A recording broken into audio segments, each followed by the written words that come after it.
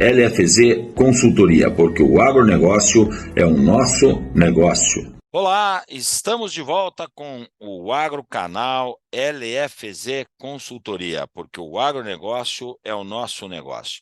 Hoje estamos com uma entrevista de um grande amigo, um parceiraço, uma figura, né? Rodrigo Gutierrez. Trabalhamos juntos na antiga Monsanto, hoje Bayer. O Rodrigo fazia marketing, depois foi um gerente da marca Agroceres no sul do país e veio conhecendo esse Brasil de forma absurda. Lembro de uma passagem um dia que eu queria vender muito glifosato, que ele era gerente de produto, né? Glifosato na Monsanto. Eu falei, Rodrigo, precisamos crescer. Ele falou, Esgoda, para, Esgoda. Nós já estamos com um monte de participação aí dentro. Se nós vender mais, os outros vão querer vender, nós vamos ter que baixar o preço. E a gente vai vivendo, aprendendo com essa figura aí, que por mais de 7, 8 anos, não me recordo, foi o CEO Adamar no Brasil, levando a Adamar de faturamentos aí, vamos assim dizer, bons para absurdamente bons. Rodrigo, prazer estar falando contigo aqui, né? E eu deixo você dar um alô para a galera aí antes da gente iniciar o nosso processo de uma conversa e não uma entrevista. Bora lá. Bom, primeiro, prazer enorme estar com você aqui. A gente é amigo há muitos e muitos anos, né? Eu tive a oportunidade de aprender a ver como é que você gerenciava a sua equipe, a gente sentado na mesma mesa e você conversando com a sua equipe. Aquilo para mim foi uma escola enorme, né? E eu tive o prazer de ser gerente de uma equipe que era do Esgoda, na sequência, né? Minha primeira posição de gerência foi muito difícil, né? Porque todo mundo gostava e tal, e a gente tinha estilos bastante diferentes, né? Mas foi uma experiência muito legal e muito positiva. A gente se divertia muito. Depois a gente, né? Depois quando eu saí da Monsanto, fui para a Bayer, acabei te contratando como consultor. Depois na Adamar te contratei de novo como consultor e a gente Eu vem quero aí, né? saber para onde que você vai agora para me contratar como um consultor. Isso ainda não sei, né? Isso ainda está um pouco Vamos indefinido. conversar a respeito disso aí. Isso ainda está um pouco indefinido. Então, assim, é um prazer enorme, né? A gente tem se divertido aí ao longo dos últimos 20 anos juntos aí. Então, é um prazer estar aqui com você, conversar com você, que é daquelas pessoas lendárias do agronegócio e que todo mundo gosta e que todo mundo tem prazer em conversar. Vamos nos divertir aqui alguns minutos juntos. Obrigado. Rodrigo, conta uma história para mim, cara. Como é que começou a sua história no agronegócio? Você tem a família no agronegócio? Como é que você foi para a agronomia? Porque você é engenheiro agrônomo. O que te levou a isso aí? Me conte. Esgoda, assim, na minha família você pode ser agrônomo, médico, engenheiro ou advogado. Todo mundo é essa aí. E quase todo mundo é engenheiro agrônomo, né? Meus pais se conheceram na faculdade de agronomia, meu avô estudou agronomia também. Então, a minha família inteira está nisso. Eu tenho mais dois irmãos que são engenheiros agrônomos também, né? Então, quando eu tinha lá meus 16, 17 anos, né, foi uma decisão natural eu estudar agronomia. Meu pai é agricultor, né? Agricultor até hoje ainda, né? E meu avô era agricultor, enfim, toda a família nisso aí, um monte de primo. Então, foi uma coisa natural, né? Né? Eu morei numa fazenda até meus 12 anos de idade, até entrar naquela que a gente chamava antigamente de quinta série, né? Que hoje em dia chama quarto ano, no nosso tempo chamava quinta série. Aí meu pai mudou para a cidade para eu poder fazer a quinta série morando na cidade. Então, né, Você é o mais velho? eu sou o filho mais velho, né? Nós somos são quatro irmãos e uma irmã. Dois deles são engenheiros agrônomos também, e trabalham aí no mercado agrícola também há muitos anos. O outro é engenheiro de alimentos e a outra, que tem que tomar conta, ajudar a gente, é advogada, né? Isso é Então, bom. Você formou aonde, Rodrigo? eu formei em Piracicaba em 93. Eu faço 30 Então, anos de fala formado aí. agora. Qual é o seu apelido lá de Piracicaba? Porque lá em Piracicaba todo mundo tem apelido, né? Era espeto, Esgoda. Quando eu entrei na faculdade, cara, eu pesava 67 quilos, cara. 60. Eu era Ah, magro, magro, magro. Agora eu tô com 90. Para baixar de 90 tá difícil. o duro, se É, daqui a pouco te apelidar de melancia. Aí você tá morto, né, cara? Deixar de ser espeto. não, Eu já não. passei por ser melancia. Depois da bariátrica, tô tentando voltar a ser espeto, né, cara? que eu nunca fui, Mas por sinal. Mas, Rodrigo, você se formou lá e um pouco da tua história. Você foi para onde quando você se formou? quando eu estava na faculdade, o meu pai tinha uma empresinha pequenininha de equipamentos de irrigação e tal, e aí ele ficou meio doente e ele teve apendicite supurado e tal. Fui trabalhar com ele, comecei a trabalhar com ele, trabalhei um tempinho lá com ele ainda durante a faculdade. Naquele tempo a gente fazia estágio para valer, né? Daqueles que não ganhava nada, e eu fazia com o meu pai lá. E aí eu me formei e fiquei mais um tempinho com ele. E aí eu tomei a decisão de que eu queria ter a minha carreira solo, né?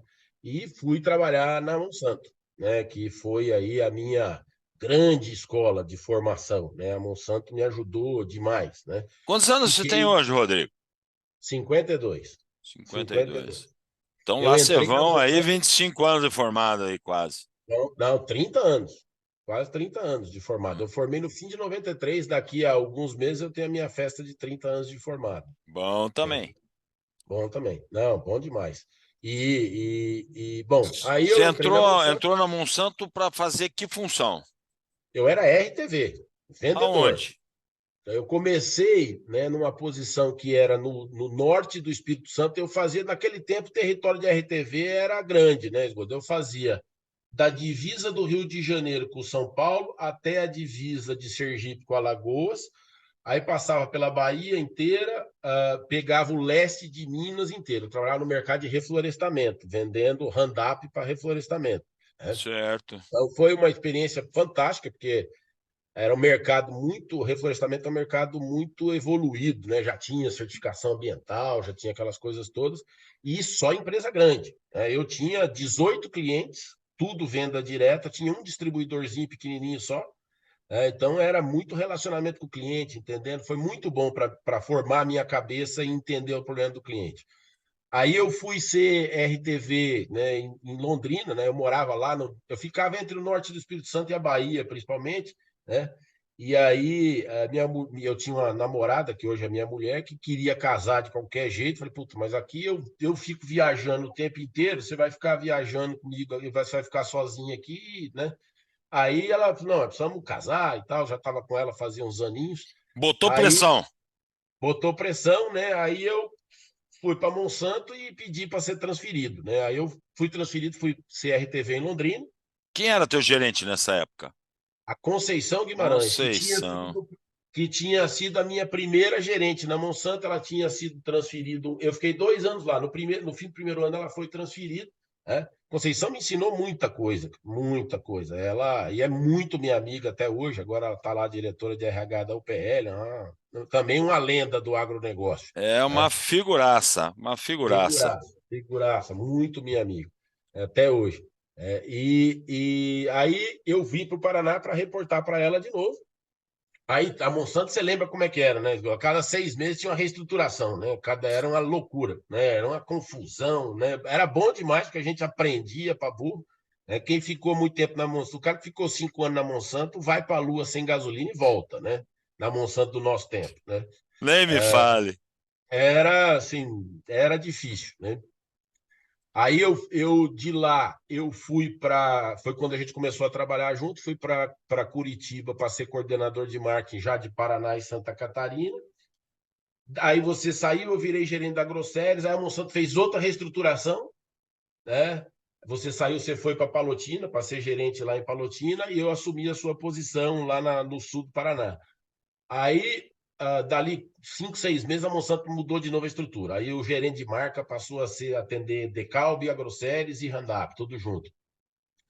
Aí eu fiquei mais. Deixa eu fazer um stop aí nessa situação. Porque você chegou a ser, né, o cara que tocou Roundup, o glifosato, no Brasil pela Monsanto, e aí a gente trabalhou um tempo, teoricamente, com o intuito de fazer uma sinergia entre sementes e químicos, onde a gente tinha um time de sementes que também vendia químico. Um time Agroceres vendendo químico, um time Decalb vendendo químico, cada um no seu canal de distribuição, e quando era uma cooperativa, por exemplo, que trabalhava as duas marcas, se elegia alguém para trabalhar. Você conseguiu entender que houve uma sinergia nesse negócio? Eu acho o seguinte, cara, que tudo isso aí de você fazer sinergia entre as coisas depende muito da equipe e depende muito do gerente de vendas. Tá? O gerente de vendas, em qualquer organização, para mim, e a vida inteira eu sofri isso, né? Mesmo depois quando eu era CEO de empresa, né? Eu sempre falei, o cara mais importante da organização é o gerente de vendas. Porque o gerente de vendas é o cara que gerencia o RTV, o vendedor, que é quem se relaciona com o cliente. E o Ó, vendedor. sabe por que eu estou falando isso? Porque É, essa lâmina está no meu treinamento de gerenciamento de território, que eu pergunto quem é o cara mais importante. E é ele mesmo, que eu acredito é o gerente de vendas. exatamente nisso. Porque Né? o gerente de vendas é o cara que direciona tudo. Né? O vendedor faz o que o gerente direciona. Né? Então, eu já vi casos de ter muita sinergia, tá certo? Né? E já vi casos de não ter sinergia nenhuma. Depende muito do gerente e depende muito do cara ser muito disciplinado. Na maioria das vezes não funciona. Ah, É você ter. aqueles ícones, né, do mercado de hand-up, basicamente, quando houve Sim. essa junção com as empresas de semente, parece que eles não conseguiram se adaptar a isso, né? É. Não, porque Randap, né, quando nós estávamos naquela época lá, era o pico da entrada dos genéricos, né? Você tinha um monte de gente querendo quebrar as nossas pernas, né? E naquela época a gente tinha 60 e tantos por cento de participação de mercado, quer dizer, você é o telhado de cristal, né? E isso e demandava muito foco, né? Vender hand-up não é fácil, cara, porque é muita pressão de preço, muita pressão, muito canal que vende a marca, né? Quando você tem 60 e tantos por cento de participação de mercado, né? É difícil. Então você perde muito foco. Se o gerente não for disciplinado, cara, não funciona. Eu vi poucos gerentes serem capazes de criar sinergia, tá? Entre a semente lá e os químicos, né? A gente tinha outros químicos também. Dá para fazer? Dá para fazer. Mas o gerente tem que ser muito disciplinado e a equipe tem que ser muito madura. Né? Então, na maior parte das vezes, eu não tenho visto funcionar bem. Né? Eu acho que tem agora um outro exemplo, né, que aconteceu aí recentemente, que é algumas empresas entrando no negócio de algumas empresas de defensivos ou de sementes entrando no negócio de fertilizantes foliares, ou entrando no negócio de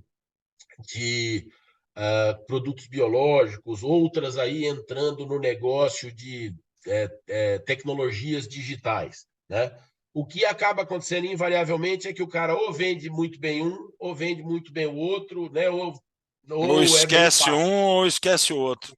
Ou é meio pato, faz tudo mais ou menos mal feito. Né? Então, dá para fazer? Dá, mas você tem que partir de um cenário em que você tem uma equipe muito disciplinada, muito bem treinada, com um gerente de vendas muito bom. E é muito difícil, Esgoto, você sabe disso, né? Formar gerente de vendas muito bom é muito difícil, né? Por todas as dificuldades que o mercado tem, né? E não é só no agro, né? Também fora do agro. Então, a minha opinião é que dá para fazer, dá, mas você tem que ter um gerente super-herói e você tem que admitir que você vai ter 10% dos seus gerentes que vão ser super-heróis. É Né? Então, difícil de achar esse cara. Mas já que a gente está é, nesse assunto e você viveu os dois, por exemplo, você foi um gerente da marca Grosseries e você tem grande parte da sua carreira profissional ligada aos químicos, seja pela Monsanto ou sim, pela Damar e mesmo pela até da Baia. Bayer, né? Sim. É, qual o grande diferencial que você acredita que o consultor de campo do fornecedor, quando comparar a vendedor ou o RTV de químico para o RTV de sementes, qual o grande diferencial aí nesse link aí? Cara, é o seguinte, Esgoda, semente é um negócio que é posicionamento de produto no lugar certo, no talhão certo, com a fertilidade certa. O vendedor de semente, né, ou o consultor, ou RTV, como a gente queira chamar, né, o agrônomo ou o técnico que recomenda a semente, ele precisa conhecer a propriedade do agricultor no detalhe para saber onde é que ele vai pôr o produto para ir bem. Né? O químico, né, ele quando você desenvolve um produto químico, seja o Roundup, seja qualquer outro, né, ele é muito mais amplo, ele se adequa muito mais facilmente a diversas situações. A semente não. Aí eu me lembro, quando a gente estava lá, né, nós tínhamos, o nosso grande concorrente era a Pioneer, né? Assim, a gente tinha produtos melhores do que a Pioneer, né? Depois a Pioneer passou por um momento melhor, mas aí eu já tinha, inclusive, saído da área comercial. Mas a gente tinha produtos muito melhores do que a Pioneer, só que a Pioneer tinha muito mais presença próxima no agricultor. Então, a Pioneer conseguia, ela posicionava o meu produto, ela ia na fazenda do agricultor e punha o meu produto, o meu híbrido de milho, que demandava mais fertilidade num talhão menos fértil e punha o dela num talhão mais fértil. E aí ele tinha mais produtividade. Então, acho que são coisas muito diferentes. A mesma coisa o fertilizante foliar. Tá certo? Você precisa ter um conhecimento de nutrição muito mais profundo. O biológico é muito. Não é sempre. Não é assim, não é. Porque o químico ele é feito para funcionar sempre. Né? Os outros você tem que saber posicionar. Então, é muito diferente. Tá? Mas demanda conhecimento técnico. Um é mais de volume, de competitividade, o outro é mais de você pôr o produto certo no lugar certo. Certo. Você depois gerenciou, como eu brinquei no início aí, glifosato, né? Que a gente fez o lançamento, não me recordo se você já estava como líder glifosato no Brasil quando a Monsanto lançou o WG, ou se você não estava nessa função, mas às vezes eu vou fazer um treinamento de vendas, o cara pergunta para mim assim, pô, teu treinamento de venda de valor. E eu digo que eu agradeço a Deus por ter vendido sempre os produtos mais caros do mercado, onde a gente vendeu glifosato e onde talvez, acho que, se eu não me engano, o Roundup WG era 60% do volume da Monsanto era WG. E a gente tinha um share, como você falou, de 60% no Brasil, vendendo com 5% de premium sobre Roundup original, que tinha 5% de premium sobre genérico. Sim. Então a gente estava vendendo um produto, o glifosato, né? Com uma concentração diferente, com 10% de premium sobre um genérico, levando em consideração, como diz outro, taco a taco, concentração por concentração, a gente era 10% mais caro e a gente tinha 65% de share. Qual você acredita que é o sucesso disso? O que levou a isso? Escuta, primeiro, disciplina e foco. Tá? Assim, eu acho que a Monsanto era uma empresa que conseguia. A Monsanto foi, como eu te disse, a minha grande escola. Né? A Monsanto conseguiu criar um posicionamento de Roundup WG que era você usa mais dose de ácido de glifosato por hectare e você controla a folha larga. Né? E para isso então a Monsanto construiu um posicionamento para Roundup WG muito E o diferente. descarte de embalagem, né? E, além disso, tinha a questão do descarte de embalagem. Lembra da gente fazendo lá? A gente fazia o dia de campo. Eu me lembro da gente fazendo dia de campo ali na Fundação ABC, colocava lá as embalagens do glifosato líquido, e aí colocava lá os pacotinhos do Roundup WG, muito mais fácil. Então, tem muita disciplina, muito trabalho na ponta, estratégia, né? A Monsanto construiu uma estratégia muito interessante de diferenciação. Quando eu virei o gerente de Roundup, a gente já tinha lançado o Roundup WG e Transorb uns anos antes, mas a gente ainda não tinha chegado no número que a gente precisava, né? E aí eu lembro da gente brigando, eu e você, eu e o gerente de Roundup, você assim, não, eu preciso de mais original. Eu falei assim, original não te dou, Goda. Não tem, cara. Se Eu quiser, tá do lembro jeito. disso. Nas Se não, equalizações, lembra disso? falei assim, não, se quiser, é no WG. No original, não vou te dar, Você cara, porque eu sabe, preciso vender a mais WG. gente falou de lançamento de WG. Eu lembro de dois RTVs que estão aposentados, dois ícones no mercado, principalmente do oeste do Paraná. Posso falar do mercado brasileiro? Enio Shinvelski e Gilceu Reck. Gilceu Agroceres, Enio Decalbe, que praticamente foram os caras que lançaram um trabalho chamado Café da Manhã. Café da manhã não Sim. existia, só existia palestra à noite. Esses dois loucos inventaram de levar o agricultor de manhã porque não tinha dinheiro para gastar. Você e os outros, acho que era o pão duro, não liberava dinheiro para nós gastar nas palestras, para fazer churrasco. Aí eles falaram: vamos fazer café da manhã, porque lá nós levamos só um pãozinho e um suco e mandamos um recado. Faziam lá o descarte de embalagem, levavam. Então, são coisas assim que nos trazem muita saudade e cases de sucesso aonde vendíamos valor, aonde vendíamos muito mais caro. E hoje a gente vê o cara chegando e dizendo para o chefe dele que não pode vender, que o produto dele está mais caro. Mas e aí, cara? Qual é o É, valor que você está levando? exato. Esgoto, eu acho que o profissional faz muita diferença, né? Eu vou contar uma história. Eu tive em Palotina e passei por Toledo essa semana passada, né? E eu me lembrei do Geuseu.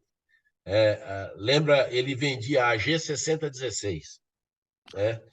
O AG6016, eu não sei se era o 6016 ou era o 3010, acho que era o 6016. Não, o primeiro foi o 3010 da Grosseries, daí veio o grande vencedor, que era o 9010, né? Que foi Não, mas isso um. foi depois. Então, mas Ah, foi ele antes vendia. disso, então era 3010. Então, não, ele vendia se era o 3010 ou a G6016. Não me lembro exatamente qual era o híbrido, mas era um híbrido que ele dava uma camadinha assim. Ah, você Né? está sendo generoso. Era o E 3010, aquilo era caía o 30. tudo. Pois é. E eu me lembro, cara, do Geuseu, num dia de campo, quando ele falou isso, eu falei que esse cara tá doido, cara. E ele falou assim: ó, aqui é o seguinte, esse híbrido ele cai, ele cai. Mas é o seguinte, você vem com a colheitadeira devagarinho, você vai colhendo, e ele vai cair. Só que você vai colher pra caramba. Ele é muito produtivo. Vai colher pra caramba. E, cara, todo ano ele arrebentava de vender 30-10, cara. Eu falei assim, cara, o cara tem que ser muito macho. Né? Assim, hoje em dia a gente não pode nem falar mais isso, né? Mas o cara tem que ter muita hombridade, muita coragem para fazer isso. Eu lembro disso e eu passei lá essa semana em Toledo, eu lembrei do Geuseu fazendo isso aí, cara. Só que tem Isso uma aí é coisa que ele não profissional falou, diferenciado. né, cara? Que se Hã? só tem uma coisa que ele não falou, você só pode colher na ida, que ela recolhe, na volta não recolhe. Bom, Ah, isso aí. Mas assim, o cara tem que ter muita, né, ó, tive muita. o prazer muito grande de trabalhar com esses dois ícones no mercado e um outro ícone também da Grosseries chamado Vilmar Berto, que está na atividade até hoje aí vendendo sementes estrela aí em Cascavel, outro ícone, três caras de ficar na história. Mas você aí, Rodrigo, saiu da Monsanto em que fase? Você estava cuidando de Roundup quando você saiu para a Bayer? Eu estava cuidando de Randap quando eu saí para a Bayer, né, Esgoda? Eu estava com 33 anos de idade.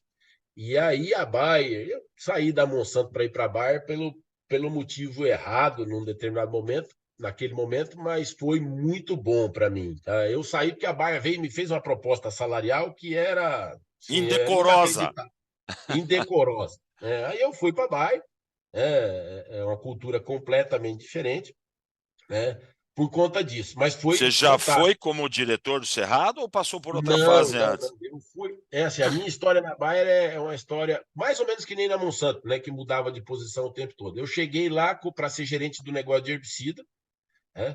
6 meses depois eu virei gerente de estratégia de culturas. A gente construiu toda a estratégia de cultura da Bayer, que antes, né, e de portfólio, né? A Bayer ainda era uma empresa muito focada em vender Tamaron, Tiodan, Folicur, né? Os produtos mais velhos do que andar para frente, né? E aí, junto com o time dos gerentes de produto e os gerentes de cultura, a gente construiu toda a estratégia. Foi uma época muito divertida da minha vida. Muita gente interessante trabalhando com a gente lá. Aí a gente construiu toda a estratégia de cultura. Depois de um ano, o resultado do processo foi que precisava organizar a estrutura de novo, redefinir a estrutura de novo, porque ficava muito pesado ficar tudo comigo, né? Todos os gerentes de cultura comigo. E aí a gente redividiu, aí eu fui cuidar de um monte de outras coisas. Eu cuidava de planejamento de business intelligence, cuidava de toda a parte de propaganda, cuidava da parte, naquela época, de sustentabilidade. E assim foi. Era um monte de coisa diferente. De B2B, né, que era vender para as outras empresas, cuidava de um monte de coisa diferente. Fiquei um ano fazendo isso também, né? E eu cuidava, e aí era eu que ia lá, eu que mostrava os números de mercado, tal, tinha de vez em quando que ir para a Alemanha lá mostrar o que estava acontecendo no mercado e tal. E aí um dia, né, eu estava já nessa posição aí, fazia um ano, né, nessa terceira posição, né? Fiquei 6 meses no herbicidas, um ano na gerência de estratégia de cultura e estava nessa posição aí há um ano. Aí o Mark Heiker, que era o presidente da Bayer para a América Latina, que era um alemão espanhol, um cara muito bacana, me chamou e falou assim, ó, Rodrigo, toda semana que eu te encontro, você vem falar para mim que lá no Cerrado nós estamos fazendo tudo errado e que o resultado está ruim, e que é porque não está implementando a estratégia e você só reclama, só reclama, só reclama. Eu falei assim, Mark, tá, pô, eu fico, né, frustrado aí, pô, a gente, né, pessoal do Sul lá, o Álvaro Simeonato fazendo um trabalho bom, ganhando participação de mercado e tal, e lá no Cerrado, ruim, né? Aí ele virou para mim assim, ó, então para de encher o saco e vai lá para consertar esse negócio, né? E aí eu virei o diretor comercial do Cerrado. Que ano foi isso? Foi no finzinho de 2007, eu mudei para Goiânia no dia 2 de janeiro de 2008, Esgoda.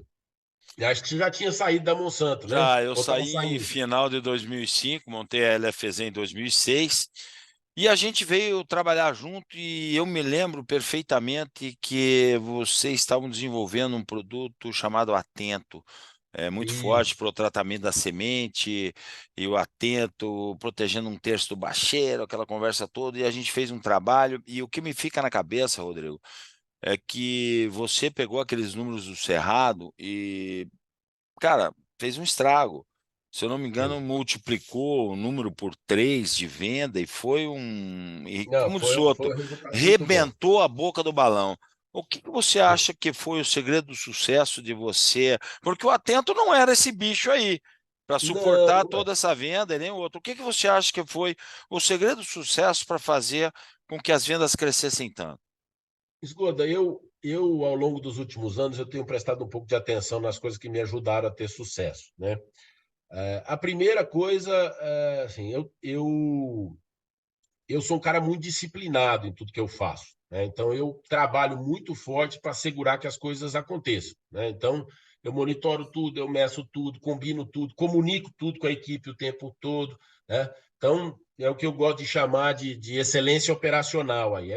Mede tudo, o que está acontecendo, o que era para estar acontecendo, não aconteceu por quê, como é que a gente conserta para voltar a acontecer? Aconteceu isso aqui, foi muito melhor do que esperava, como é que a gente copia em outro lugar? Então, essa coisa da excelência operacional, da disciplina, né? É uma coisa que eu sempre fiz isso, né? Né, quando estava lá na Monsanto, eu lembro disso, eu tinha a menor taxa de devolução de semente de todas as regionais de venda, porque eu ficava fazendo, controlando tudo, né? E fui para a Bayer, continuei com isso. Então, primeiro essa coisa do que eu chamo de excelência operacional. A segunda coisa, né, Esgoda, que eu acho que me ajudou muito, eu demorei um pouco para entender isso, tá? Mas eu entendi lá por meio dos anos 2000, aí, 2006, 2005, que gente é o que faz a diferença. Assim, eu sentia uma saudade muito grande daquela moçada que trabalhava com a gente na Monsanto. A Bayer tinha uma cultura muito diferente, né? E eu falei, puta, é gente que faz diferença. Então, eu fiz um trabalho muito forte e que eu mantive isso ao longo da minha carreira depois de gente, tá? Formar gente boa, né? Investir tempo em formar gente inteligente, gente que diz que você está errado, gente que é apaixonado, né? A terceira coisa, Goda, que eu acho que é importante no mercado do agro, o agro é um mercado extremamente sofisticado, cara. Tá? Eu tive aí uma oportunidade que foi ficar fora do agro por 3 anos, cara. Eu aprendi que o agro é muito sofisticado. A gente fica achando, a gente que é do agro acha que o resto é sofisticado, não é, cara. Sofisticado é o agro, né?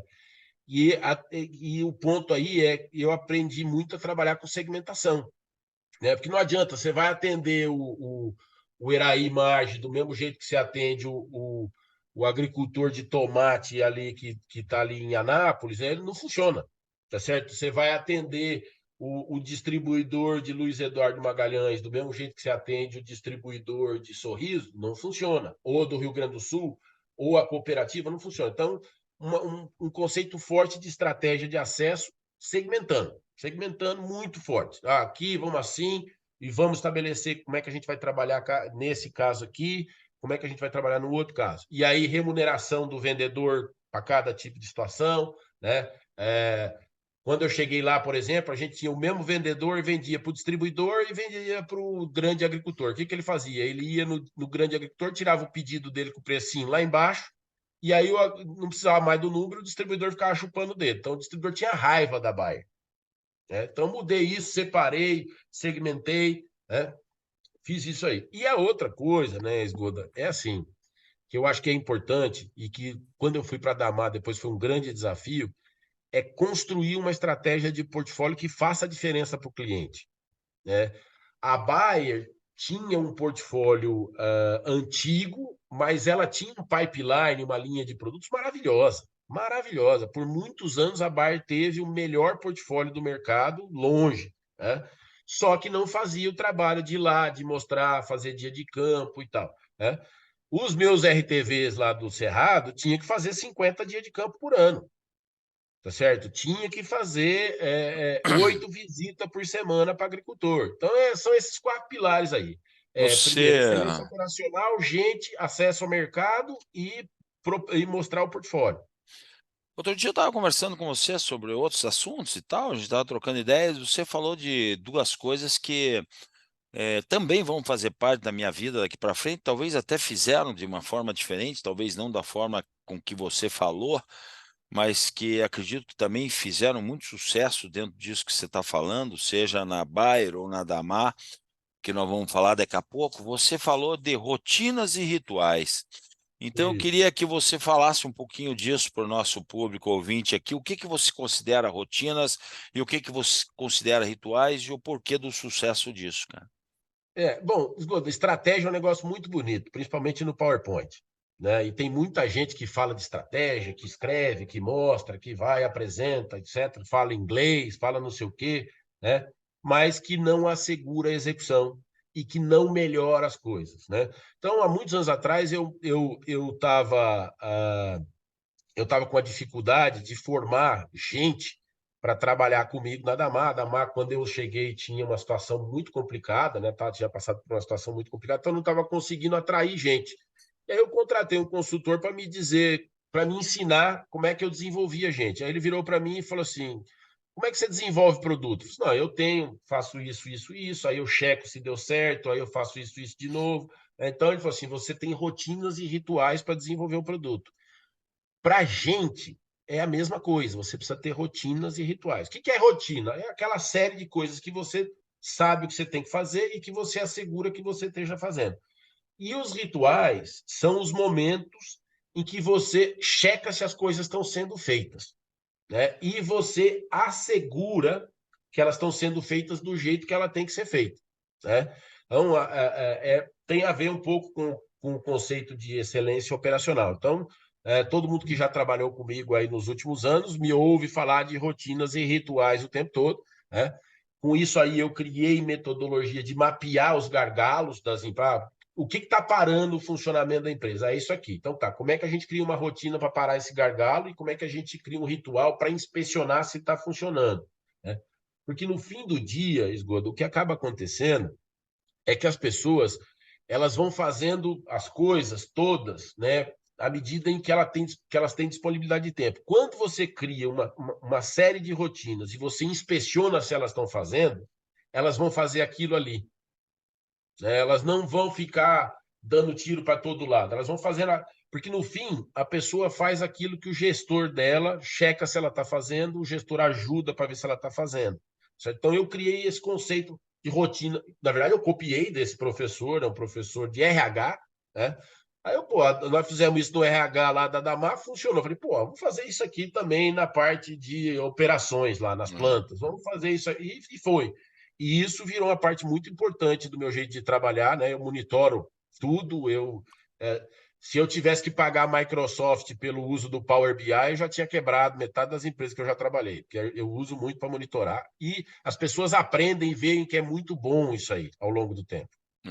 Você sabe que talvez se principalmente os gerentes, né, trabalhassem com rotinas e rituais, porque até criam rotinas e fazem o business plan e põe embaixo do braço ou da gaveta e não abre mais. Então quer dizer que o ritual não acontece, ele não checa se todas aquelas ações de geração de demanda ou de retenção de cliente, ou seja, o que for, elas estão acontecendo, ou os gargalos que você está fazendo. E aí não deu certo, né? E não vai dar. E aí você vai perguntar por quê? Provavelmente é porque o ritual não foi feito. Até tinha uma rotina, mas o ritual não foi feito. E eu gostei muito dessa conversa e daqui para frente vou procurar também trabalhar muito forte em cima disso, né, de rotinas e rituais. E aí você ficou como diretor de marketing na verdade, diretor comercial da Bayer no Cerrado, e de lá você já saiu para Damar? Não me recordo muito bem. Não, eu saí, eu não me adaptei muito à cultura da Bayer, né? Na época a Bayer tinha uma cultura extremamente hierarquizada, né? E eu sou um cara que eu gosto de ter autonomia, gosto de fazer as coisas, né? Não acredito muito no conceito de você ter que pedir bênção para tudo. E naquela época, né? Na Bayer era assim, você tinha que pedir bênção para fazer tudo, né? Se eu gerenciava um negócio de 380 milhões de dólares, eu tinha que pedir bênção para comprar uma cadeira para o escritório. Então, não era a minha cultura. E aí eu tomei uma decisão, Esgoda, de eu vou para o outro extremo. Tá? Eu vou trabalhar num fundo de investimento, né? Que era, bom, fundo de investimento é autonomia, né? Você vai para fazer tudo, né? E aí eu fui trabalhar num fundo de investimento que chamava Pampa Capital, né? Que foi um dos primeiros fundos de investimentos. Isso foi em 2009, meio de 2009. Eu saí da Bayer, fui para o Pampa. Né? Eu fui lá para ser uma espécie de operating partner, né? Eu ia estar ajudando os caras comerciais das companhias que a gente comprasse, né? Trabalhando com várias companhias. Aí o que aconteceu? Quando a gente chegou lá, eu cheguei lá, né? Dessas coisas, né? O fundo era assim, metade dos caras era os caras que tinham vindo da McKinsey, e a outra metade eram os caras já um pessoal um pouquinho mais antigo de Monsanto, né? Mas que não ia tanto no detalhe. Aí eles viraram para mim e falaram assim: a gente comprou essa empresa de semente aqui lá em Minas Gerais, vai lá dar uma olhada. Aí eu cheguei lá, né, Esgodo, e era maio, né? E os caras estavam faturando semente de milho para o Mato Grosso. Eu falei, ué, como é que pode estar faturando semente de milho para o Mato Grosso? Aí a gente sabe que no Mato Grosso você fatura semente de milho em novembro, dezembro, janeiro, né? Que é quando o cara planta milho safrinho. No fim, o que aconteceu é que tinha uns rolinhos na empresa, né? E aí, o que os caras fizeram? Falaram assim: você vai lá agora e você conserta essa empresa. Aí eu fui, peguei essa empresa para consertar, foi uma experiência fantástica, chamava Gênesis Sementes. Era empresa minúscula, Esgoda, minúscula, minúscula. Né? Não tinha, Esgoda é assim, eu tive que aprender a produzir semente de milho, a produzir semente de soja, a produzir semente de sorgo. Eu não sabia nada disso, cara. Foi lá que você Né? conheceu ou levou para você o Edgar? Não, o Edgar tinha trabalhado comigo na Bayer. Ah, eu tinha trabalhado na Baia. O Edgar tinha trabalhado comigo na Bayer, eu levei o Edgar para trabalhar comigo lá. Né? E aí foi fantástico, assim, RH, não tinha. Tá? O RH da Gênesis era eu. Né? Tinha uma moça que fazia DP lá, toda a planilha de custo.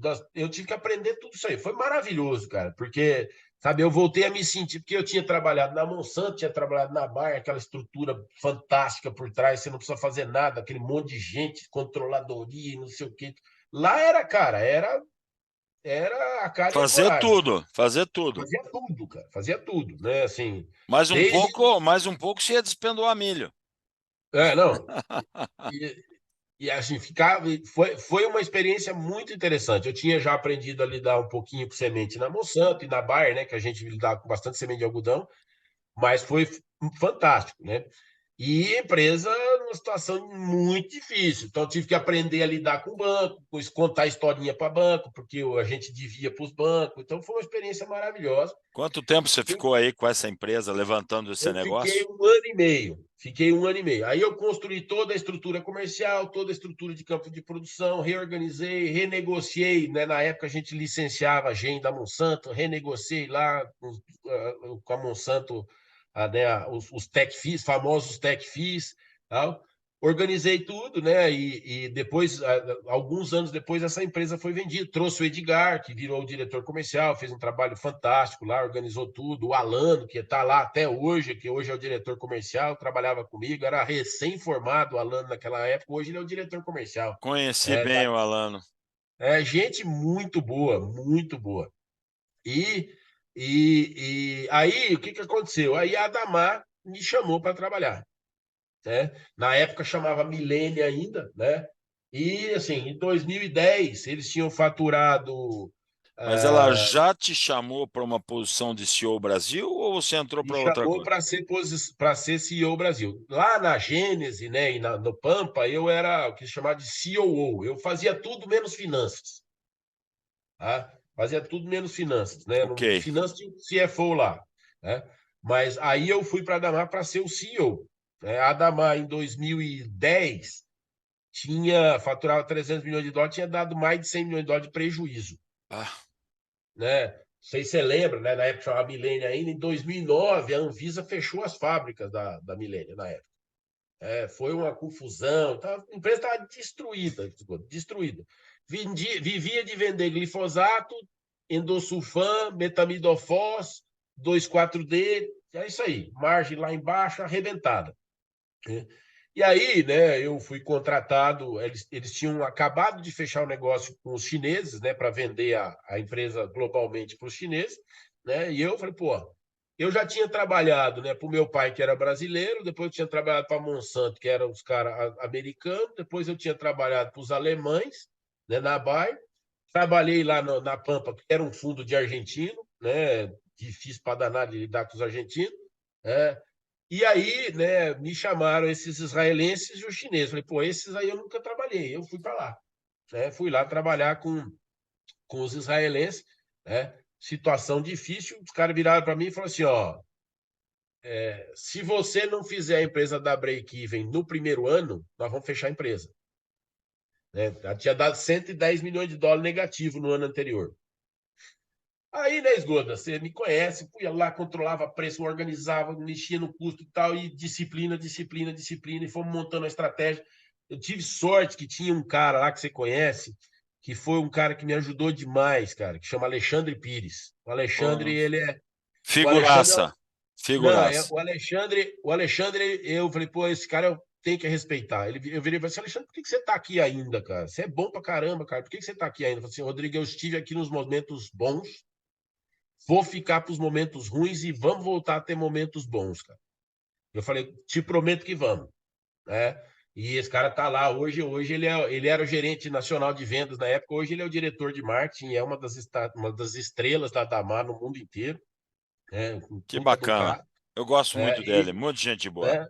Não, e muito profissional, né? E tinha mais um monte de gente muito boa lá, né? Tinha o pessoal do registro lá, o André que tá lá, os caras muito bom também, gente que já tinha trabalhado comigo na Bayer, né? O Pedro Singer, que você conheceu, o próprio André, o João Alegre, moçada que coincidentemente, quando eu cheguei lá, eles trabalhavam na Bayer, quando eu cheguei lá, eles estavam lá, nem sabia que eles estavam lá, eu cheguei lá.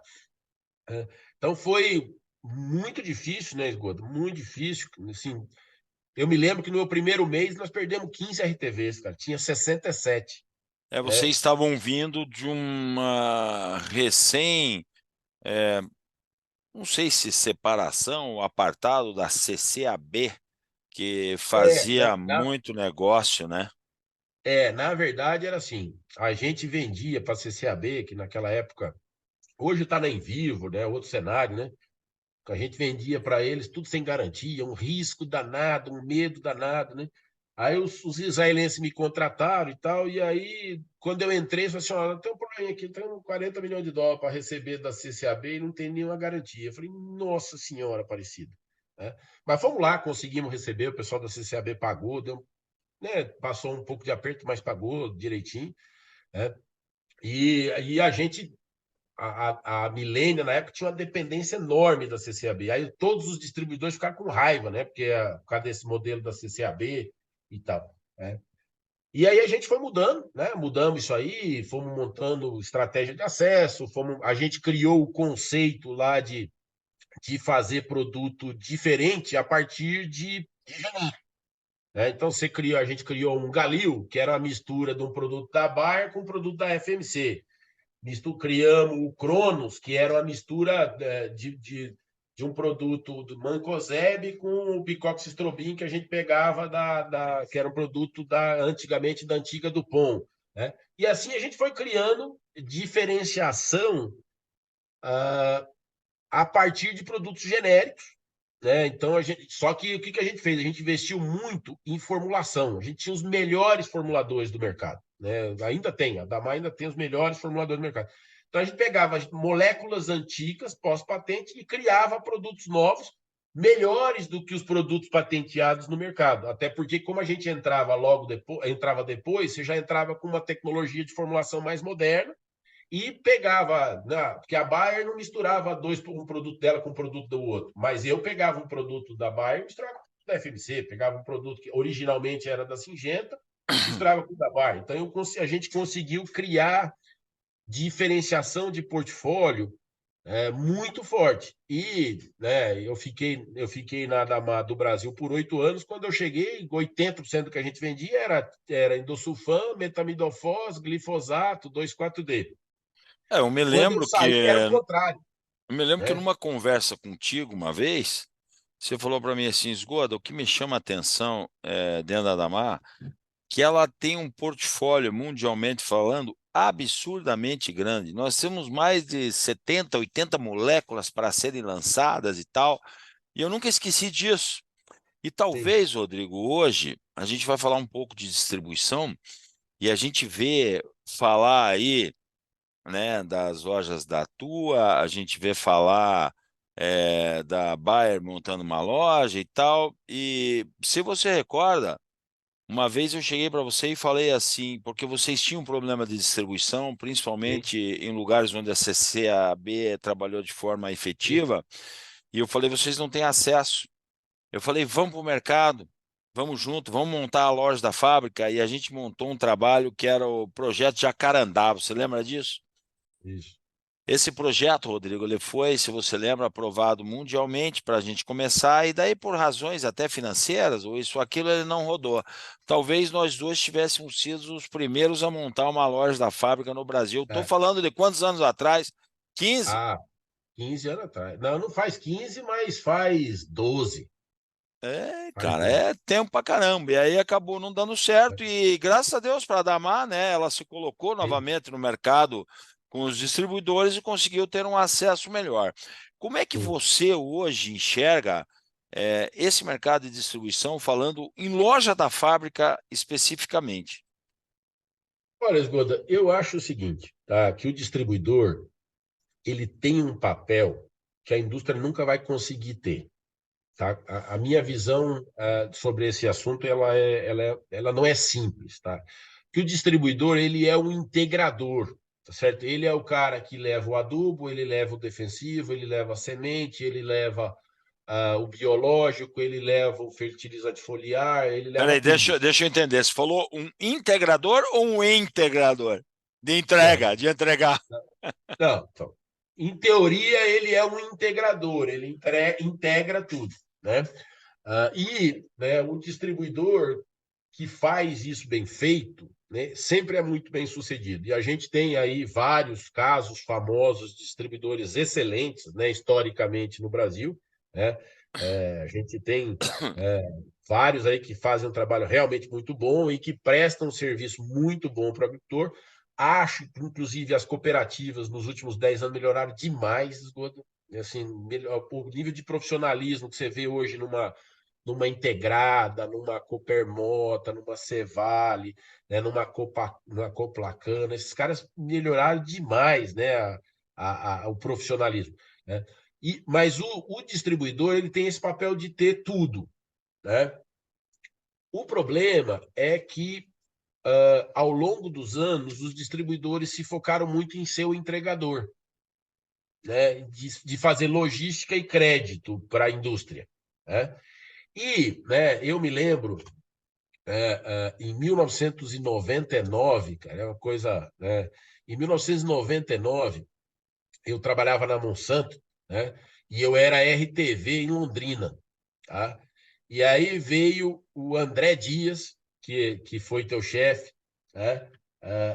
O André Dias ele era o líder do projeto Recife, que era o projeto que a gente tinha para evitar que o sistema de distribuição do Brasil virasse a confusão que era nos Estados Unidos. Porque nos Estados Unidos é isso aí, o distribuidor lá só faz logística e crédito. Nem crédito não faz, porque o cara vai no banco, pega o dinheiro e paga à vista. Né?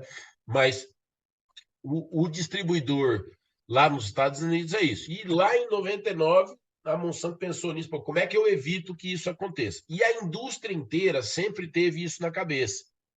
de evitar que acontecesse aqui no Brasil o que aconteceu nos Estados Unidos. Esses monstros, né, a gente falava dos 5 Walmarts que tinha lá nos Estados Unidos e que dominavam a distribuição, né, e que faziam a vida da indústria ficar muito difícil.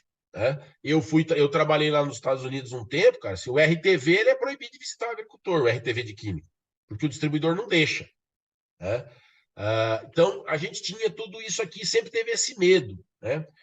E, ao mesmo tempo, né, a gente teve aí um processo em que os distribuidores, na sua grande maioria, sempre tem lá os 20% que são muito bons, né?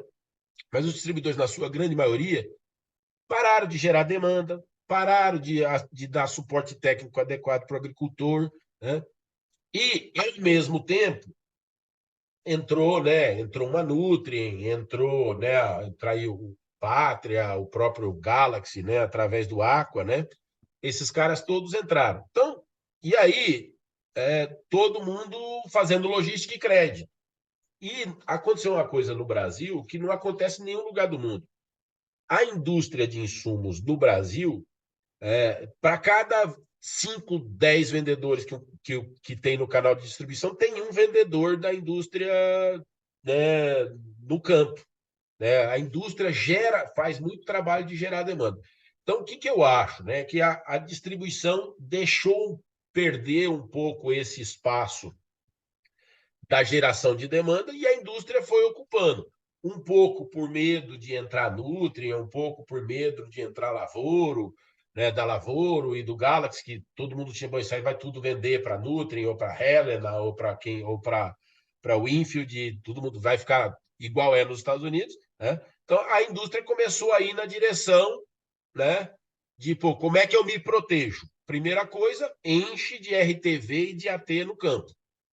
A segunda coisa é, poxa, eu olho um pouco de fora, né? Eu nunca conversei disso com ninguém lá na Syngenta, mas eu olho um pouco de fora o que está acontecendo na Syngenta, né? Eu vi a tua entrevista com o Ricardo outro dia, que é um puta cara legal pra caramba, eu gosto muito do Ricardo, né? A Syngenta, onde é que ela está abrindo loja dela? Ela está abrindo loja onde ela não está conseguindo fazer os distribuidores dela crescerem. Ficou muito claro isso.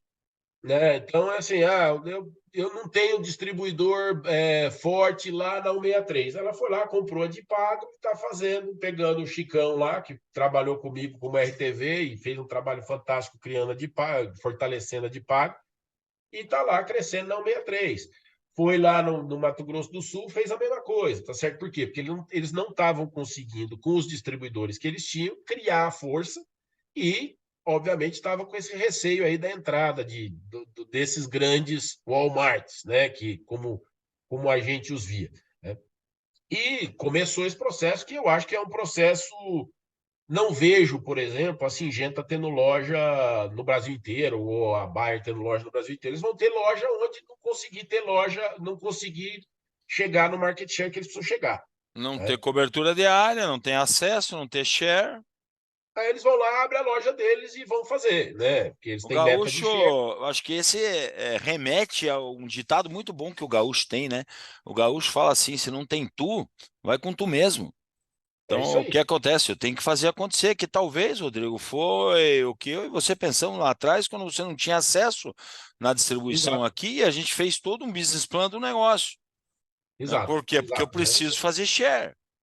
Né? Eu preciso vender, e aí, para vender, eu preciso ter acesso, né? Então, era essa a lógica, e acho que é um pouco da lógica que a Syngenta está usando, que faz sentido. Agora, se os distribuidores que já são distribuidores da Syngenta conseguirem ocupar espaço, tenho certeza que eles não vão querer fazer isso, ou a mesma coisa a Bayer, né? E acho, Esgoda, que esse movimento aí de entrada de Nutrien, de Lavoro, de Galaxy, foi muito bom para o mercado. Foi muito bom. Tá? Porque antes você tinha um monte de gente, um monte de distribuidor, que o cara vinha. Distribuidor no Brasil, historicamente, durava 5 anos. Então o cara vinha, começava a fazer barter, ele criava o preço do milho na safrinha, aí ele saía vendendo, fazendo troca, o preço de milho que não tinha nada a ver com a realidade, criava uma tremenda confusão no mercado. Aí vinha outro, fazia a mesma coisa com soja, aí ele criava um preço maluco lá de um produto porque ele precisava pagar o adubo que ele tinha comprado, então ele queimava o produto. Isso aí, com a entrada desses grandes grupos, deu uma melhorada muito grande, Esgoda. Eu tenho conversado com bastante distribuidor por aí, e você vê isso. E está acontecendo um negócio super interessante, né? O distribuidor médio passou a ganhar muito mais dinheiro do que ganhava antes. Porque antes era o caos, tá certo? Esse monte de distribuidor pouco profissional e fazendo confusão. Agora, esses distribuidores pouco profissionais foram comprados, né?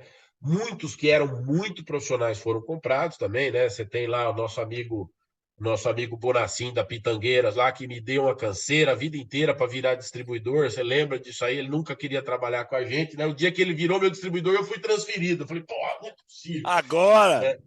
Agora que eu tenho o melhor distribuidor da região, eu fui transferido, né? E assim vai, né? Você sempre teve Mas ótimos Rodrigo, a distribuidores. gente vê a mídia falando nos últimos tempos aí que esses grandes grupos estão trazendo prejuízos homéricos aí, né? A mídia está falando isso aí. Será que isso é porque o caminhão de melancias ainda não se ajustou? Como é que você vê isso aí? Porque esse prejuízo é real, ele é aberto para o mercado, né? Sim. Então, o que está acontecendo, será? Olha, Esgoda, assim, eu não tenho uma análise muito profunda disso aí, para falar a verdade, tá? Mas a minha análise superficial disso aí, mais uma vez, é gente, cara. Hum, Você tem que ter gente que conhece. Primeiro, você tem que ter. Isso eu aprendi muito com a Conceição. Você tem que ter gente que gosta do cliente. Tá? E aí você, né, tem muita gente que está nas lideranças desses grupos aí que não gosta de cliente.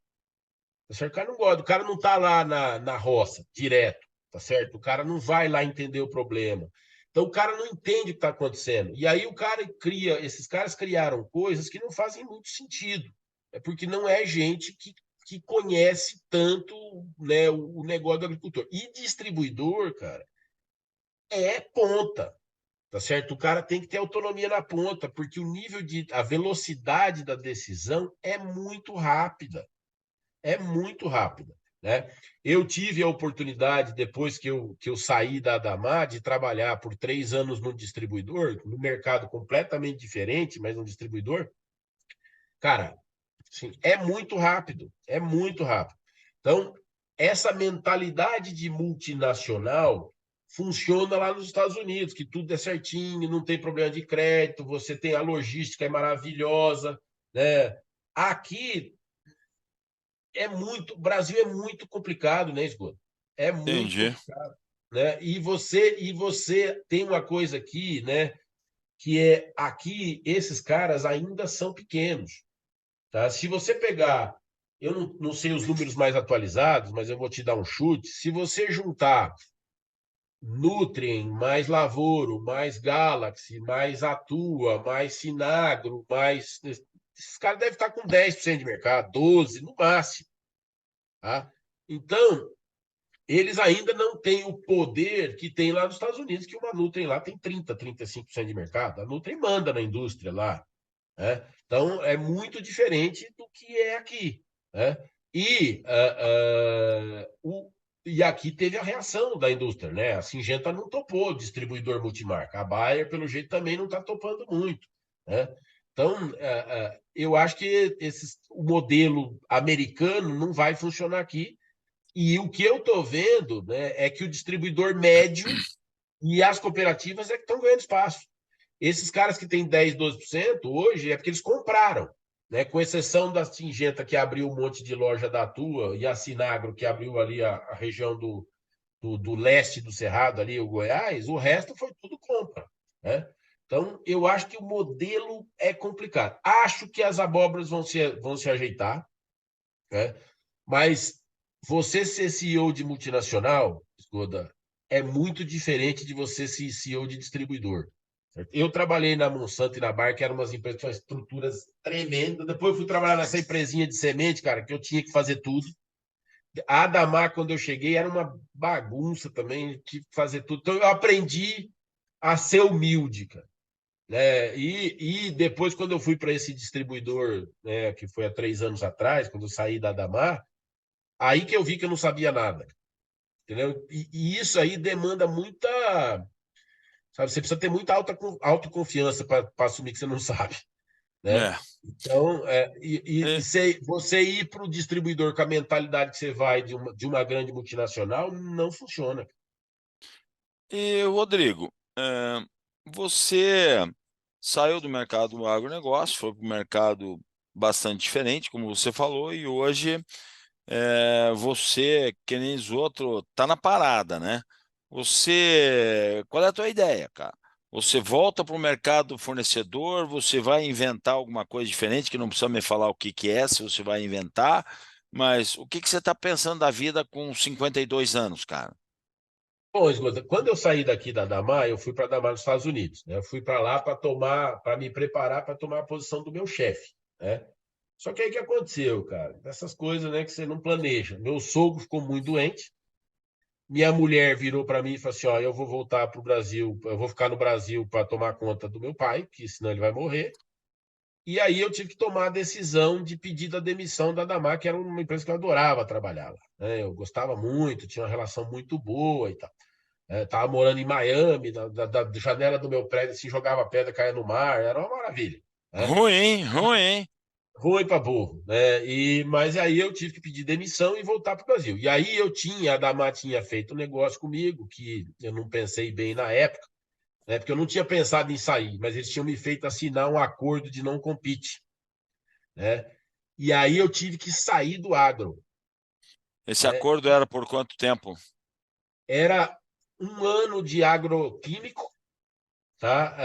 Desculpa, era um ano e meio de agroquímico e um ano de tudo que fosse agro. Então, eu não podia fazer nada no agro. E aí, o que eu fiz? Falei, bom, vou voltar para o negócio que eu gostei da experiência, que era trabalhar em fundo de investimento. E aí, eu vim trabalhar num fundo de investimento, morando aqui em São Paulo de novo, que tocava um distribuidor de matéria-prima química. E aí, foi legal, porque eu tocava do Brasil do Chile até o México.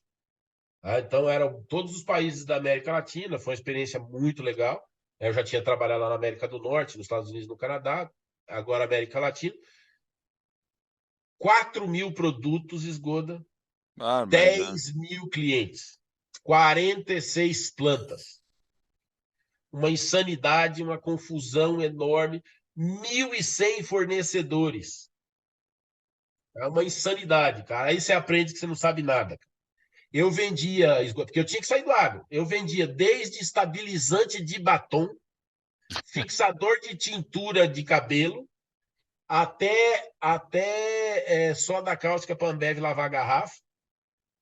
Isso aí, E mais ou vendia menos os 20% que faz 80% do resultado era 500 produtos. era uma loucura, cara. Foi muito bom para mim, aprendi demais, né? Só que, assim, não era um mercado que eu gostava, né, Goda? Eu sou da roça, né, cara? Assim, eu não sou disso aí, né, cara? Adorava as O que que empresas. isso quer dizer? Que você está aberto para o mercado de novo? Não, então, o que eu estou fazendo? Eu fui trabalhar para o fundo, né? Aí, o que aconteceu? Eu peguei essa empresa aí que também estava bagunçada e tal. Eu sempre pego as empresas que quando está apertado, né? Ninguém me contrata Mas é o melhor quando negócio, né? Porque aí a gente tem como era o melhor consertar, negócio. né? E eu gosto de pegar coisa difícil, Pegar né? a área pronta, você vai trabalhar muito para manter, né? Né? E aí eu tripliquei o EBITDA da empresa em 2 anos, nós vendemos a empresa. O fundo vendeu a empresa. Aí eu fiquei mais um ano fazendo a transição, aí o mesmo fundo me contratou. Hoje eu estou trabalhando para o mesmo fundo, procurando empresa no agro para comprar. Esse fundo não tinha nada no agro. Aí eles falam assim, eu perguntei, por que vocês não estão no agro? Porque a gente não tem ninguém que conheça o agro. Eu falei assim, agora vocês têm. Tá certo? Então Estamos aqui. estamos aqui. Né? Então eu estou trabalhando com eles no agro, né? Buscando empresa para comprar, eu estou com foco grande em empresa de produto biológico, que é um mercado que cresce muito, né? E que tem um potencial enorme, fertilizantes especiais e algumas outras coisas, né? Alguns outros mercados um pouco menores, né? Então a gente está olhando para comprar, né? Tá um ano difícil, né, Esgoda, para comprar a empresa. Eu trabalho para um fundo que é um fundo enorme, um dos maiores do mundo. muito, muito maior do que esses fundos que a gente conhece que trabalham no agro aqui, né? Eles são muito, muito grandes mesmo. Mas está um ano ruim para comprar, porque 2021 e 2022 foram anos maravilhosos, né? Todo mundo faltando produto, todo mundo fazendo margem lá em cima, e 2023 está complicado, né? Então, porque todo mundo com estoque e tal. Então, estamos conversando aqui, conversando ali, conhecendo gente, está sendo uma experiência muito interessante para mim, né? E eu trabalho, mas eu trabalho com eles part-time. Assim, eu trabalho 20% do meu tempo. A hora que tiver comprado as empresas, e aí a gente for juntando, aí provavelmente vai precisar de mais do meu tempo. Aí eu estou dando umas consultorias aqui e ali para gente que precisa de ajuda, né? Estou como conselheiro de um distribuidor do Mato Grosso, e estou olhando algumas iniciativas aí de virar empreendedor também. Depois de, né, você ficar a vida inteira tendo chefe, né? Depois, quando você vai para fundo de investimento, você só tem o conselho, você não tem chefe, né? Multinacional você tem chefe ainda. Então, no fundo de investimento, você tem o conselho, você encontra o conselho uma vez por mês e é isso aí. Né? Então, eu fiquei meio desacostumado de ter chefe. Mas assim, eu costumo dizer o seguinte, Esgoda, né? Eu agora, cada vez mais, olho para o negócio de ser empreendedor, tá? Mas eu estou me divertindo muito dando essas consultorias, ajudando e tal. E, cara, eu já tenho 52 anos de idade, eu aprendi uma coisa, cara. E para mim, assim, a vida inteira eu quis ser CEO de empresa. Eu nunca achei que eu ia ser CEO de empresa tão cedo quanto eu fui. Aí depois, a minha vida inteira, eu quis morar nos Estados Unidos. Aí, puta, morar nos Estados Unidos, você é o head das Américas e tal, puf, acontece esse negócio com o meu sogro, cara. Eu aprendi que não dá para planejar nada, cara. Mas você planejou plantar cacau? Cara, foi um negócio meio também. Foi assim, né? Meu pai é consultor, é agrônomo, nosso colega, e estava dando as consultorias lá no estado de Tocantins. Aí um dia ele entrou lá num sitinho e comprou e começou a plantar cacau. O Tocantins tem Tocantins é aquilo, né? Tem um sol para cada um, né? É seco para danar e quente para danar. Então não dá vassoura de bruxa. E aí meu pai decidiu plantar cacau lá, e aí, né, juntamos eu e meus irmãos e tomamos a decisão de plantar cacau lá também. Estamos plantando lá uma fazendinha de cacau, É um que bom algum dia vai negócio? ser minha aposentadoria. Olha, Esgoda, tudo indica que vai ser um bom negócio, tá? Qual é o problema do cacau? O problema do cacau é que demora 7 anos para o dinheiro, cara, Ah, tá? mas nós vamos viver muito ainda, se Deus quiser. É, só que você tem que ter 7 anos de dinheiro para pôr, porque o cacau, que acontece? O cacau você forma ele, né? Você tem que ir podando ele para ele ficar com a estrutura da árvore do jeito que precisa. Isso aí custa um dinheirão, ele demora para crescer, aí tudo irrigado. A fazenda lá é um espetáculo. Cada vez que eu vou lá, eu tenho um irmão que gerencia, que, né, faz um trabalho espetacular gerenciando lá, fazendo a coisa mais linda do mundo. Mas eu, infelizmente, não tenho tanto tempo de ir, né? Mas E eu cada vez que eu espero, vou eu lá, espero que demore para você ir para lá, porque daí é aposentadoria, né, cara? não, nem precisa ir. Meu irmão toca lá. E a ideia é. E nós somos 4 irmãos que somos sócios lá, né? E a ideia é lá na frente, né? Pelo menos é a minha ideia, de montar uma fabriquinha de barra de chocolate e aí vender para sorveteria. Aí é meio aposentadoria mesmo. Mas é uma cultura muito bacana, cara. É muito bacana, porque, né, do cacau você faz um monte de coisa. Você faz até. Tem agora, tô fazendo. Minha mãe tá fazendo cacau, mel vegano feito de cacau, pô. Tua mãe Imagina só. continua no CEAGESP, que ela trabalhou por um Não, tempo? não, não. Em 2020, comecinho de 2020, né, tava o negócio do Covid e tal, ela foi lá ficar com meu pai no sítio e não voltou nunca mais. Sei. Não Rodrigo, voltou nós nunca mais. estamos aí praticamente com 1 hora de conversa, que é mais ou menos o time que eu converso com as pessoas, e eu queria, assim, você falou numa função que é aquela que eu também acredito, que seja um dos fatores principais, primordiais de sucesso para a área comercial no agronegócio que a gente vive, que é a função do gerente de regional ou do gerente de vendas da cooperativa ou da revenda, que é o cara que forma pessoas que deveria contratar, treinar, acompanhar, avaliar e ser responsável em formar esse cara que vai chegar no cara que é o cara mais importante, que é o agricultor. Então, eu não sei te falar mais ou menos como a Tostines, né? É fresquinho porque vende mais ou vende mais porque é fresquinho? Ou seja, é o agricultor que é o mais importante ou é o gerente regional? Eu ainda fico com o gerente regional. Eu queria que você deixasse um recado para esse cara, Rodrigo, com toda a tua bagagem de formar pessoas, de trabalhar com pessoas, um recado para esse cara, para ele formar, vamos assim dizer, o melhor time possível, né, dentro da capacidade de cada um. Qual é o recado para esse cara, bicho? Formar gente, cara, é comprometimento, tá certo? Eu tive a sorte de ter alguns, né, líderes na minha carreira que me ajudaram muito. Não foram muitos, tá? Infelizmente, eu tive, sei lá, uns 12 chefes na minha vida, uns 3 ou 4 foram muito bons, tá? Mas esses caras tinham duas características. E eu lembro disso, né? A Conceição, por exemplo, foi a minha primeira chefe na indústria, né? Ela me fazia entender desde o primeiro minuto que ela se importava comigo, né? De verdade. Falei, puta, eu quero teu bem, né?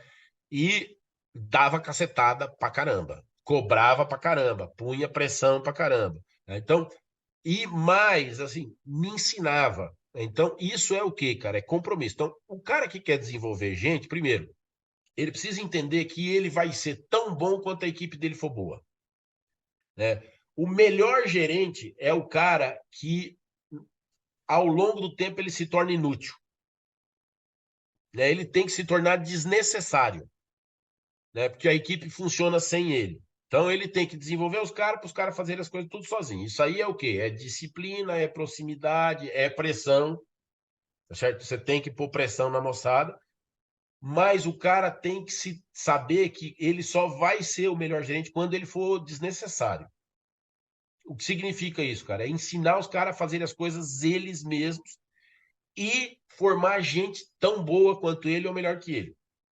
Porque o cara que é gerente, só vai poder virar diretor a hora que ele tiver alguém para ficar gerente no lugar dele, né? E o cara que é diretor só vai virar CEO a hora que ele tiver formado alguém para ser diretor no lugar dele, né? Eu tive a felicidade na minha carreira de muitas vezes, né, eu deixar o sucessor da minha posição, muitas vezes, né? Então, isso é uma coisa que eu tenho muito orgulho, mas esses caras, né, eu investi tempo mesmo, e eram caras todos que eu sabia, pô, esse cara pode fazer o que eu faço e muito melhor, né? Então, em todas as empresas que eu trabalhei, eu consegui fazer isso, né? Essa agora que eu saí, consegui o cara que eu estava de CEO, né? A empresa que eu estava de CEO aí até o fim do ano passado, eu saí, o CEO que está lá fui eu que pus, né? Quando eu saí da Adamar, aqui o Romeu que está lá, né? Foi minha indicação. E assim, e antes disso também, quando eu saí da Bayer, o Hélio, que ficou no meu lugar como diretor lá, foi minha indicação, né? E é gente que eu sei que é séria e tal, e que eu investi tempo, e que quando eu saí, cara, eu saí com a alma leve, porque eu sabia que eu não era mais necessário. Porra, É quanto isso. ícone, hein, cara? Você mexeu num Hélio Romano. Talvez Hélio um dos Romano. caras que mais conheço Cerrado brasileiro aí, Hélio Hélio Romano. Romano. Figuraça, Hélio Romano. figuraça. Figuraça. Não, gente muito. É um É, cara que ele é muito fechadão, assim, né? Uma cara feia, mas é sisudo, um cara. sisudo. Isso, mas a hora que você vai ficando amigo dele, cara, você vai aprendendo, que vai conhecendo ele bem, você vê que ele tem um coração grande. Ele tem um defeito que não tem solução, que ele é palmeirense. É, Tem coisa palmeirense, pior, cara. Eu sou coxa branca, cara. não, eu sei, eu sei. Mas o coxa é café com leite, né, Esgoda? Então, Agora o Justus está comprando o nosso time. Nós vamos melhorar. Rodrigo, eu queria te agradecer aí profundamente, cara. Você é um cara que eu gosto muito, um cara que eu aprendi muito coisa e ainda vou aprender, porque nós ainda vamos ter mais negócios em conjunto pela frente, pelo menos conversas nós vamos ter. Eu quero sem ainda dúvida. aprender muito com você, né? Queria agradecer a oportunidade que se me deu de estar no Agro Canal LFZ Consultoria, conversando comigo hoje, né? e conversando com os nossos aí ouvintes, né, que vão estar na boleia de um carro, que a boleia de um carro e a solidão de um quarto de hotel frequentemente são nossas companheiras, né? Então estaremos aí escutando as histórias de pessoas de sucesso como você, né? Porque a gente sempre pode aprender alguma coisa e eu estou levando rotinas e rituais, eu estou levando comigo, meu brother. Isso aí é algo fantástico, né? Então só de você ter falado para mim isso outro dia, para mim já agregou um valor enorme. Então, eu queria agradecer muito. Teu recado final, faz favor. Esgoda, eu é que agradeço a oportunidade, né? Sempre é bom a gente conversar. A gente conversa com muita frequência, porque a gente acabou ficando amigo, né? Depois de 20 anos trabalhando junto e tendo muito alinhamento de como é que as coisas funcionam, né? Agradecer. Eu acho que a tua frase aí, né? O agronegócio é o nosso negócio, é isso, cara. Esse país aqui é o país do agro. A gente tem que ter orgulho disso, não tem que ter vergonha.